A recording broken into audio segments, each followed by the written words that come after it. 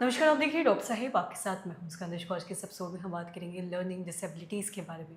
हम कई बार ऐसा देखते हैं कि बच्चों को पढ़ने में दिक्कत आती है और ऐसे कई समस्याओं से वो जूझ रहे होते हैं और ऐसे में उनके जो अभिभावक हैं, पेरेंट्स, उन्हें समझ नहीं आ पाता कि ये किन कारणों की वजह से हो रहा है। आज हम इसी बारे में तमाम जानकारी लेंगे। इसी पे बात करने के लिए आज हमारे साथ मौजूद है डॉक्टर प्रियंका। आपको बता दें कि चाइल्ड साइकोलॉजिस्ट हैं और साथ ही IGMS में कार्यरत है। मैम, नमस्कार, बहुत बहुत स्वागत है। थैंक यू मुस्कान। मैं आपसे जानना चाहेंगे, अगर हम बात करें लर्निंग डिसेबिलिटीज़ के बारे में, अगर बच्चों के बारे में बात करें, तो कई बार देखा जाता है कि बच्चों को पढ़ने में या कोई चीज़ समझने में बहुत दिक्कत आती है और उनके अभिभावक समझ नहीं पाते इस चीज़ को कि कोई बीमारी है और उसे मारते हैं या फिर मतलब उसके साथ अच्छे व्यवहार नहीं करते हैं, चाहे स्कूल हो, कॉलेज। तो ये क्या कारण हो सकता है? लर्निंग डिसेबिलिटी की अगर हम बात करें तो ये बहुत सही कहा आपने कि इसकी डायग्नोसिस बनना बहुत मुश्किल होता है।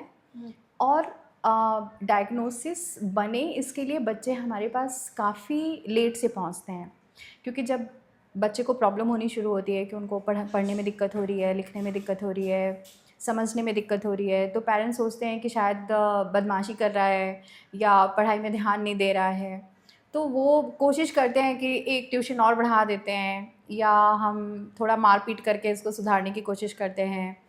लेकिन इन सारी चीज़ों से कोई असर पड़ता नहीं है। फिर पेरेंट को धीरे-धीरे समझ में आता है कि नहीं, प्रॉब्लम कुछ और है, और ये सारी बातें होने में 2 साल 3 साल चले जाते हैं, या कभी-कभी ऐसा भी होता है कि बहुत लंबे समय तक लर्निंग डिसेबिलिटी डायग्नोस नहीं होती है।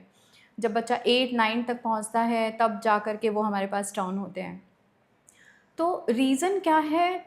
ये एक न्यूरोलॉजिकल डिसऑर्डर है जिसमें कि ब्रेन की फंक्शनिंग जो है उस हिसाब से नहीं हुई है जो एक नॉर्मल ब्रेन हम सब देखते हैं कि ब्रेन की जो फंक्शनिंग है रीडिंग, राइटिंग या कैलकुलेशंस के लिए, लर्निंग डिसेबिलिटी वाले बच्चों का जो ब्रेन फंक्शनिंग है वो वैसा नहीं होता है। तो न्यूरोलॉजिकल डिसऑर्डर होने की वजह से बच्चे को हम पूरी तरह से क्योर नहीं कर सकते, हुँ। लेकिन बहुत सारे रिमीडियल चीज़ें हैं जिसको सपोर्ट बोल सकते हैं। स्कूल में बोल करके कि इनको, इन बच्चों को किस तरह से हम टैकल करें और कैसे इनको सपोर्ट दें, parental understanding for the child, ये सारी चीज़ें देख देख करके फिर हम उनका कर सकते हैं, ट्रीटमेंट अच्छा। वगैरह और देखते साथ हैं। ही लर्निंग डिसेबिलिटीज़ के बारे में बात करें तो कोई भी चीज़ समझने में तो बच्चों को दिक्कत आती हो क्या पढ़ने में?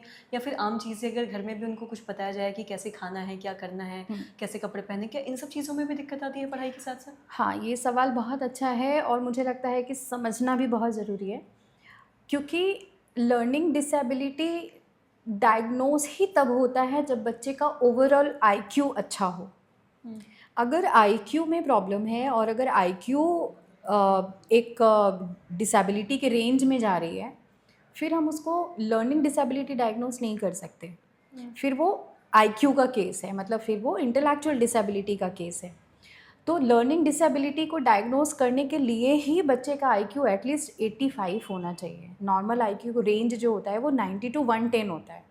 लेकिन अगर हम लर्निंग डिसेबिलिटी सस्पेक्ट कर रहे हैं, बच्चे का आईक्यू चेक करना ज़रूरी है, और वो आईक्यू अगर 85 एंड अबव है तभी हम लर्निंग डिसेबिलिटी डायग्नोस करेंगे। तो आईक्यू ठीक होने का मतलब ये है कि बच्चे को उसकी अंडरस्टैंडिंग में, जो एक जनरल अंडरस्टैंडिंग होती है, उसमें कोई प्रॉब्लम नहीं होती है हुँ। कि आप उसको वर्बल कोई चीज़ पूछ लो या उसके आइडियाज़ पूछ लो, या फिर उसके बारे में उसकी प्लानिंग पूछ लो, या किसी स्पेसिफिक चीज़ में जिसमें उसका इंटरेस्ट हो सकता है आप उसके बारे में पूछ लो।